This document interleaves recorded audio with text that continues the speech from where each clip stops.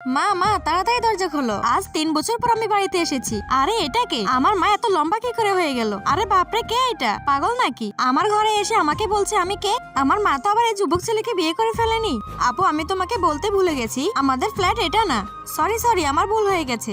এই নাও আমার প্রিয় বোন, এখন বলো টয়লেটের পানির টেস্ট কেমন লাগলো? আরে ফেলে দিও না, আমার 10 দিন ধরে টয়লেটের পানি একত্র করতে অনেক কষ্ট হয়েছে। শালা কুত্তা, এখনই আমার বাড়ি থেকে বেরিয়ে যা। আপু, এবারের মতো মাফ করে দাও, এমন ভুল আর হবে না। চুপচাপ চল, নয়তো এই জিনিসপত্রগুলো পাবি না। আরে ব্যাগ কোথায় যাচ্ছে, কেউ ধরো। ইস, ছেলেটা যদি আমার বয়ফ্রেন্ড হতো। দেখো, ব্যাগের সাথে সাথে আমি তোমাকেও ধরে ফেলেছি। যদি তোমরা চাও তাহলে আমি তোমাদেরকে সাহায্য করতে পারি।